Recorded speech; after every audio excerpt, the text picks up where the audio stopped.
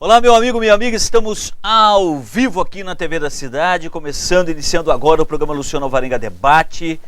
Você que passou esses dias todos, aliás, chuvarada, caiu chuva em São Paulo, caiu chuva, me parece, no estado de São Paulo inteiro, caiu chuva aqui em São José do Rio Preto também, e ainda bem. Aliás, temos vários temas na pauta, essa questão das chuvas, ou chove de menos, ou chove de mais. Temos aí a discussão a respeito da reforma política empreendida, chamada à tona pela Dilma Rousseff. Será que rola executivo dando início aí ao debate da reforma política? É um negócio complicado, mas enfim. O negócio é o seguinte, ô Juninho, já tá as fotos aí do final de semana ficaram prontas? Só um segundinho, a hora que ficar pronto, então você me fala. O negócio é o seguinte, vamos falar um pouco dessa questão da reforma política. É interessante observar que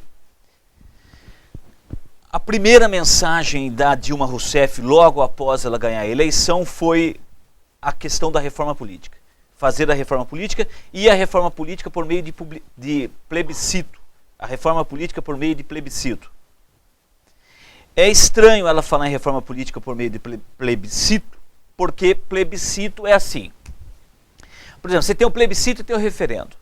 O que é o plebiscito? O plebiscito é quando você convoca a população para formular uma lei.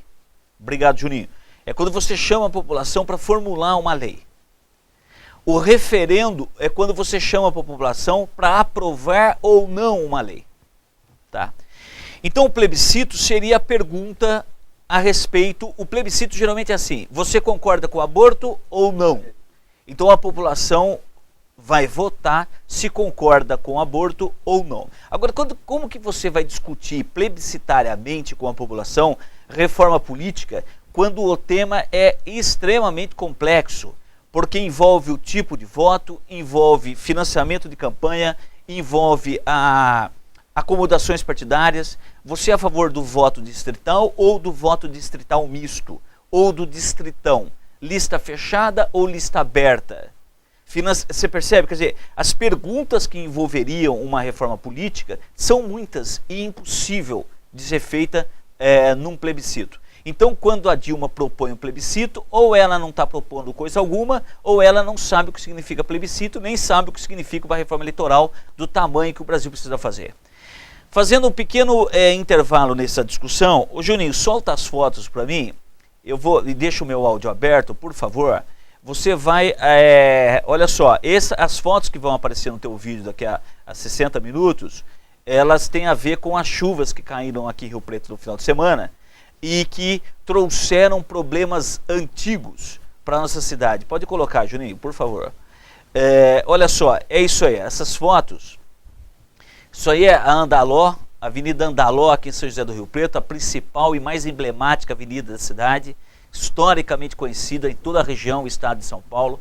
Essa aguaceira toda que você está vendo aí, meu irmão, essa água toda, ela está aí depois de um volume de dinheiro na casa de 140 milhões de reais que foram gastos nessas obras. Então, 140 milhões de reais foram gastos nesses últimos anos para que isso aí não acontecesse, e aconteceu. Eu gostei daquele quadradinho com a minha cara aí, ô Juninho, pode pôr de novo, aí garoto. Olha só, essas fotos que você está vendo então, eu pediria que joga a 1, que daí eu fico mais aqui na cola.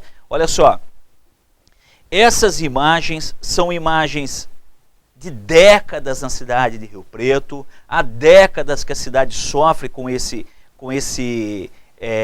essa realidade das enchentes, a maneira como o solo urbano de Rio Preto foi ocupado é o grande culpado por isso aí que está aí, ou seja, um crescimento, o asfaltamento de toda a área urbana, a não criação de espaços de reservatórios nos prédios e nos condomínios, a não criação de galerias subterrâneas suficientemente grandes, alargadas, para que essa água não tomasse o solo da cidade da maneira que está aí. Ou seja, é uma desordem, é a falta de muitas coisas que foram feitas ao longo das décadas, ou a falta de coisas que deveriam ter sido feitas e não foram, que responde e explica esse tipo de cena. Isso aí foi no sábado aqui em São José do Rio Preto, caiu água para arrebentar, choveu a beça, e tá aí. Isso depois de 140 milhões de reais investidos pelo governo federal nas chamadas obras do PAC 2. As obras do PAC 2, e o problema continua.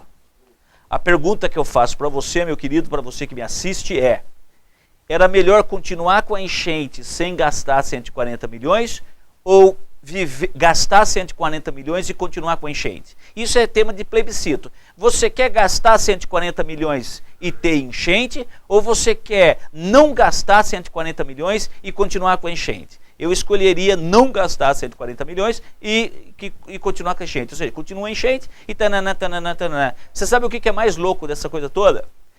É que falta água no estado inteiro, e falta aqui em Rio Preto também. E essa aguaceira toda, meu irmão, ela deveria ter chovido num solo que a absorvesse. Mas não. Essa água toda foi embora para sempre, para os rios, depois vai para o mar e tananã, tananã, tananã. Então, essa água não é aproveitada. Por quê? Porque, na verdade, o que aconteceu? Você tem um asfaltamento generalizado do solo. O asfaltamento, por exemplo, as casas. Você vai em casas lindas, enormes, tudo cimentado, tudo com lajota, com azulejo, a chuva cai nesse solo impermeabilizado, escorre até as galerias de água e vai embora para os rios, e essa água não é utilizada, porque se ela chovesse num solo gramado, num solo não impermeabilizado, se ela chovesse nesse solo, ela cairia, seria absorvida pelo solo e voltaria para as reservas de águas subterrâneas, das águas potáveis subterrâneas. Então, os lençóis freáticos, voltaria para os lençóis freáticos. Enfim, é um problema grave. Coloca de novo o Juninho. O Jair não está aqui hoje, é ausente, não sei o que aconteceu, parece que está envolvido aí com coisas de ordem familiares, e está certo, tem que resolver mesmo. Olha só, essa chuva pode passar mais com rapidez. Aí, Juninho, olha só. Olha a quantia de água, é água para arrebentar. Essa água poderia estar sendo alocada no sistema municipal de água, mas não foi, não chove, vai para lugar nenhum. Isso aí vai parar lá no Paraná, lá não sei na onde, na bacia do Prata. Essa água vai embora daqui e nunca mais volta. Olha só, essa realmente é uma situação dramática. Choveu muito mesmo, choveu muito. Aliás, isso aí foi na sexta ou foi no sábado? Eu não lembro mais nada, estou completamente confuso. Eu não sei, domingo não foi, foi sábado? Acho que foi sábado, né? Deve ter sido sábado. Olha só aí, olha a quantia de água. Isso aí na Andaló. Andaló é o ponto mais crítico dessas enchentes. Na Badibacite também acontece, mas na Andaló é grave. Quando acontece é grave. Muito bem, estamos de volta com o programa Luciano Varenga Debate, ao vivo aqui na TV da Cidade, conversando com você e com o mundo. Pode falar, Juninho. O Juninho falou que é para chamar um intervalo, então estou chamando.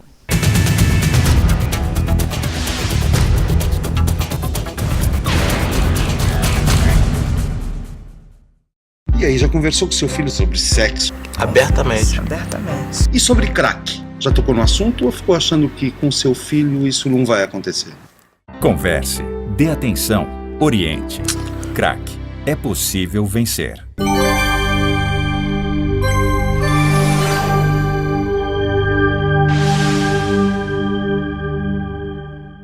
Está no Brasil, em São José do Rio Preto, Bar do Português. Um ambiente bonito, aconchegante, aberto de segunda a sábado. No cardápio, opções incríveis, com destaque para o chopp super gelado e cremoso. Aos sábados, a melhor opção é saborear uma deliciosa feijoada ouvindo ao som de samba com o Quarteto Boêmio, a partir das 13h30. O Bar do Português fica próximo ao Hotel Sampou, na rua Lucia Arruda Lemos Foch 230. Fone 3227-1300. Acesse o site www.bardoportugues.com.br.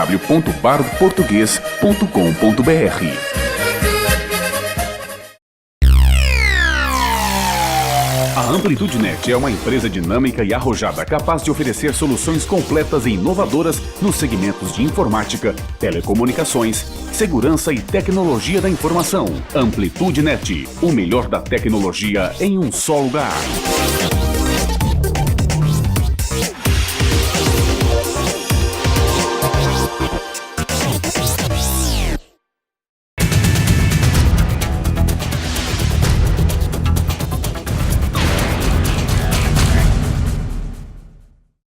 Olá, meu amigo, estamos ao vivo aqui nos estúdios da TV da Cidade, São José do Rio Preto, programa Luciano Varenga Debate. E olha só, o negócio é o seguinte.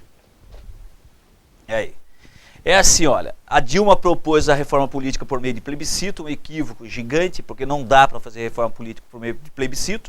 Se fizer algum tipo de reforma política por meio de plebiscito, é uma reforminha que não vai mudar nada e que não altera nada. Agora é interessante observar que essa questão, o Congresso Nacional e a classe política de uma maneira geral está num profundo descrédito,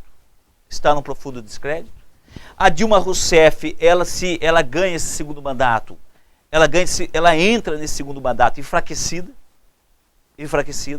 porque metade do eleitorado brasileiro, ou quase a metade do eleitorado brasileiro, votou na oposição. Tá? Por outro lado, ela pega um Congresso Nacional ainda muito mais indócil do que se teve até agora, porque o Congresso Nacional hoje ele está fracionado numa quantidade extraordinária de partidecos, de partidinhos, de partidos danicos, né? Então uma quantidade enorme de partidinhos, partidecos, partidos danicos, né? Que estão dominando. Aliás, os partidos danicos hoje são a maior bancada do Congresso Nacional, muito provavelmente eles vão se organizar no sentido de formar um blocão. Eles vão, olha só, os partidinhos, os partidecos e partidos danicos são a maior bancada do Congresso Nacional hoje. Ou seja, há uma miríada de 20 e poucos partidos danicos que a Dilma Rousseff teria que negociar no varejo, O PT começa esse segundo mandato da Dilma com 20 cadeiras, ou 18 cadeiras a menos na Assembleia Federal, ou seja, com 18 deputados federais a menos. O PMDB entra no segundo mandato da Dilma dividido, ou seja, uma parte do PMDB não está com o governo. Uma parte do PMDB está em dócil em relação ao Michel Temer, que é o vice da Dilma, e o grande representante do PMDB junto ao Planalto. Não é mais. Ou seja, o quadro é dramático. Do ponto de vista da economia, a Dilma também vai ter que lidar com o fato de que a economia não vai bem, que a economia precisa de ajustes e ajustes que sejam imediatos. O Rui Falcão, presidente do PT Nacional, disse recentemente que o Bolsa Família já cumpriu o seu papel e que, portanto, ele teria que deixar de existir, ou pelo menos ele teria que deixar de existir do jeito que ele é. A Dilma ganhou falando que o Aécio ia acabar com o Bolsa Família. Agora o presidente nacional do PT já aparece dizendo que o Bolsa Família cumpriu o seu papel e precisa acabar. A Dilma ganhou do Aécio falando que o Aécio ia subir os juros. 24 horas depois de ganhar a eleição, ela aumentou os juros. Tá punk, hein, meu irmão? Tá esquisito, hein? Olha só. Tá estranho isso aí, hein? Primeiro, eu digo que o meu adversário vai acabar com o Bolsa Família. Aí eu ganho a eleição, o presidente nacional do meu partido diz: o Bolsa Família já cumpriu o seu papel. Eu ganho do meu adversário dizendo que ele vai aumentar os juros. Aí eu assumo o poder de novo e digo não, aumenta os juros. Ué, tem alguma coisa aí que não anda bem. A Dilma está falando, aliás, a Dilma está falando o que ela disse que o outro. A Dilma está fazendo aquilo que ela disse que não faria e que quem faria era o adversário dela. A Dilma parece que não tem muita noção do que significa falar uma coisa e fazer o contrário. Como que se faz uma reforma política num quadro como esse? Como que se faz uma reforma política num Congresso fracionado entre 67 partidecos? Brincadeira, os partidos são 30. Tá? Mas como que se faz uma reforma política com uma miríade tão grande de partidos? Como que se faz uma reforma política quando o principal partido da base aliada, que é o PMDB, está dividido, com a metade está com o governo e a outra metade está contra o governo? Como que se faz uma reforma política no momento mesmo em que a Dilma Rousseff é eleita para o segundo mandato, muito mais fraca do que ela estava em 2010 quando foi eleita? Aliás, em 2010 ela é eleita com apadrinhamento do Lula, que terminava o seu mandato com mais de 80% de aprovação. Como fazer reforma política num quadro em que a economia, ainda que não esteja em frangalhos, e não está, mas aponta que a partir do ano que vem as coisas ganharão, sem dúvida nenhuma, uma situação um pouco mais delicada. As contas públicas não vão bem. Aumento de juros, débito em conta corrente, déficit em conta corrente, tá? A indústria parada. O Delfim Neto publicou 2 artigos nesse final de semana chamando a atenção para o fato de que a Dilma conseguiu, palavras dele, palavras do Delfim Neto, dizendo que a Dilma esbugalhou com a indústria nacional e que é absolutamente... Aí ele aponta por que houve esbugalhamento da indústria nacional, aí ele aponta tudo que precisa ser feito para que essa indústria seja recuperada. Ou seja, há muito o que se fazer nesse segundo mandato. E eu tenho a impressão e desconfio que talvez a Dilma Rousseff não esteja com a bola toda para fazer a agenda necessária para o país andar.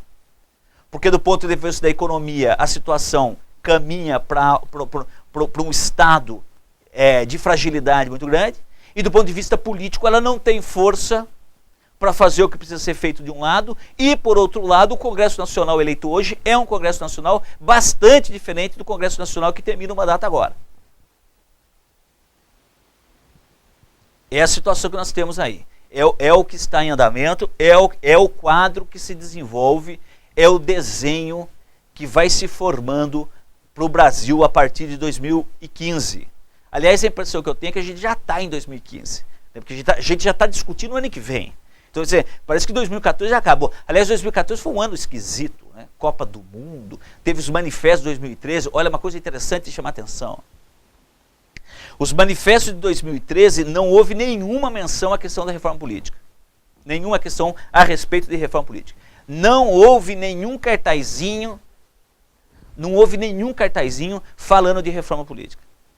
Esse foi o primeiro tema que a Dilma colocou logo que assumiu logo que ganhou as eleições. Ela menciona a questão da reforma política essa que também não foi debatida na eleição. Em 1 minuto eu volto.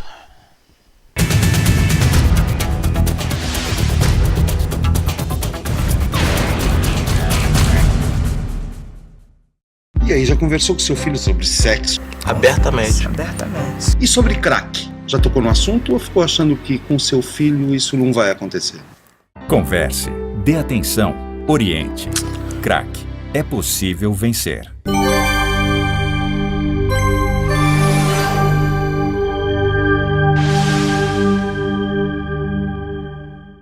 Está no Brasil, em São José do Rio Preto, Bar do Português. Um ambiente bonito, aconchegante, aberto de segunda a sábado. No cardápio, opções incríveis, com destaque para o chopp super gelado e cremoso. Aos sábados, a melhor opção é saborear uma deliciosa feijoada ouvindo ao som de samba com o Quarteto Boêmio, a partir das 13h30. O Bar do Português fica próximo ao Hotel Sampou, na rua Lucia Arruda Lemos Foch 230. Fone 3227-1300. Acesse o site www.bardoportugues.com.br.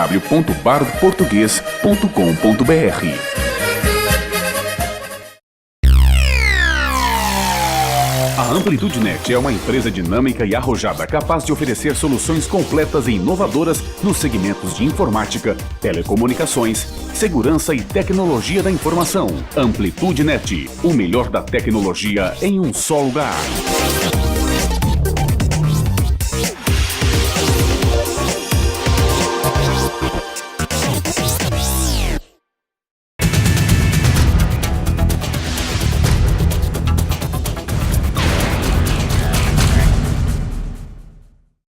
Ô, meu amigo, grande abraço, cara. Eu tô assistindo aqui. Deixa eu sair daqui, meu. Internet é um inferno, né, cara? Que eu tava assistindo aqui.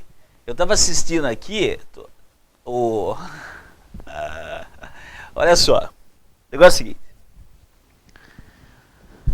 É necessária uma reforma política no Brasil? Evidentemente que é uma necessidade de reforma política. Fundamentalmente. É necessário discutir a questão de financiamento público de campanha? É necessário discutir a questão do financiamento público de campanha. Tá? A campanha no Brasil hoje bateu na casa de 70 bilhões de reais. Toda ela, no país inteiro. Tá? É inaceitável esse gasto. Campanha política virou vender sorvete, vender sabonete. Os marqueteiros é que dominam. Claro que há. Agora, a questão é como isso vai ser feito e a maneira com que isso vai ser dado. Por quê? É interessante observar o seguinte. Os manifestos de junho não chamam, em nenhum momento, a questão da reforma política. Não há essa questão nos manifestos de junho. O que há nos manifestos de junho é saúde padrão FIFA, que aliás virou a expressão emblema dos manifestos de junho. Queremos saúde padrão FIFA. Queremos educação padrão FIFA. Para dizer o quê? Olha, Copa do Mundo, padrão FIFA. Então nós queremos serviços públicos padrão FIFA. É interessante observar que na campanha eleitoral também não houve nenhum debate a respeito da reforma política. Nenhum. Mencionou-se muito rapidamente en passant. O Aécio Neves comentou sobre acabar com a reeleição, tananã, mas não houve um debate da eleição a respeito de reforma política. Aí, a Dilma ganha, e o primeiro tema que ela coloca é a reforma política. Surpreendeu muita gente. Mas o que estranha mais é a proposta de uma reforma política plebiscitária. O Congresso Nacional já disse, ó, plebiscito não. Por referendo, então. O referendo é o quê? O referendo é o Congresso discute a reforma política. O Congresso discute a reforma política. E a população é chamada a aprovar a reforma ou não. Isso é o referendo. Você concorda com a lei instituída pelo Congresso sobre a reforma política? Sim ou não? Esse Congresso que está aí, está aberto à possibilidade de uma reforma política? Não. Pelo menos na maioria esmagadora dele. O sistema político do jeito que funciona está bom para o Congresso Nacional. Mas não está bom para a sociedade. O Brasil precisa de uma reforma política? Urgentemente. Aliás, o Brasil está precisando de muitas reformas. Mas a reforma política é urgente. A questão é o seguinte, o PT já teve muitos melhores momentos nesses 12 anos para fazer reforma política. Quando o Lula estava com 80% de aprovação nacional, por que não fez reforma política? O momento da Dilma é o pior momento do governo para se chamar uma reforma política. Aliás, é muito complicado quando o executivo encabeça a reforma política. Porque reforma política é alguma coisa do Congresso, não do executivo. Então, quando o executivo lança a ideia de uma reforma política, já se torna a coisa complicada, porque é mais ou menos como se ele afrontasse o Congresso Nacional.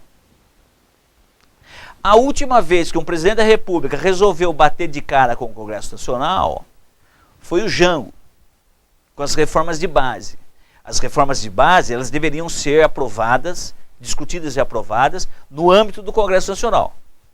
O Jango chama as reformas de base para o âmbito do executivo. E sai pelo país fazendo comícios em nome da reforma política, em nome das reformas de base. A coisa acabou em ditadura de 21 anos. Não estou dizendo que vai haver ditadura, não é isso. Estou dizendo o seguinte, quando o executivo chama para ele a prerrogativa de debater um tema, nesse caso a reforma política, que não é um tema do executivo, é um tema do Congresso, o que o executivo está fazendo é solapar o poder e as iniciativas que devem vir do Congresso. Aí você fala assim, ué, você falou agora há pouco, não sei o que, do Lula, 80%, tananã. O que eu estou querendo dizer é que teve vários momentos dentro do governo Lula em que a economia ia bem, que a aprovação do executivo era excelente, que a aprovação da pessoa do Lula era muito alta, em que o país gozava de uma alegria, de uma satisfação muito grande, e que aquele era o momento em que a reforma política saída do Congresso seria mais fácil de acontecer. Hoje, uma reforma política implica ou implicaria fazê-la dentro de um contexto de fragilidade do executivo de um lado, de fragmentação extraordinária do Congresso hoje. A maior bancada no Congresso Nacional hoje é dos partidecos, dos partidos danicos. Eles somados dão mais de 150, parece, cadeiras na Assembleia Federal. Um momento em que a economia também não está boa. No momento em que o país ainda segue dividido pela polarização criada no período eleitoral, os ânimos continuam acirrados. Esse final de semana em São Paulo teve uma manifestação em prol do impeachment da Dilma, que é uma tolice, isso é uma idiotice, então a pessoa está babando. Ganhou, segue o cortejo, que siga o enterro. Ganhou, vai governar. Mas, de qualquer maneira, essa manifestação em São Paulo e outras tantas que vierem são emblemas de um país que está dividido, e está. E está muito pelo teor de extrema agressividade da campanha. Está muito como resultado do fato que as lideranças políticas, entre elas as maiores lideranças políticas do país, quiseram e dividiram o país entre pobres e ricos, brancos e negros, evangélicos e não evangélicos, gays, não sei o quê, cachorro e gato. Os caras ficam 3 meses dividindo o país, uma discurseira desgraçada na televisão, aí acaba a eleição, que aqui tudo aí tem que conversar, tem que fazer diálogo, meu irmão. Não é assim não, cara. Então, ou seja, o clima não é bom, o clima não é favorável, o clima não ajuda. É absolutamente necessária uma reforma política. Temo que talvez esse não seja o melhor momento. Não seja o melhor momento porque as cisâneas são muitas. O Sarney, da base do governo, foi votar com o bottom da Dilma na lapela. Aí um Zé Mané qualquer filmou o cara votando, o cara lá do vidro da escola, ele filmou o Sarney com o bottom da Dilma aqui na lapela. Aí o Sarney vai lá e aperta 45. Ou seja, o cara tá magoado. A mágoa do Sarney não é a mágoa do Sarney. A mágoa do Sarney é a mágoa de muita gente. Enfim, eu acho que tem muita coisa para ser pensada aí, tem muita coisa para ser discutida. Eu acho que o Brasil, esse último ciclo da Dilma, ou o segundo ciclo da Dilma, vai ser difícil. Serão 4 anos complicados, serão 4 anos de muita discussão, de muito debate, de muito calor, de muito calor.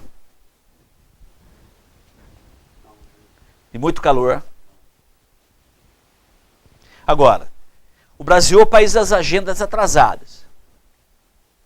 Deveria ter feito reforma política, deveria ter feito reforma agrária e nunca fez.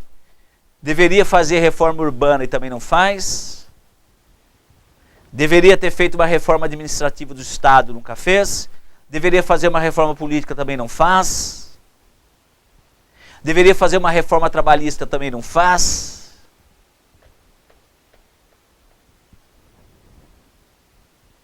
Deveria ter uma reforma de burocracia, também não faz.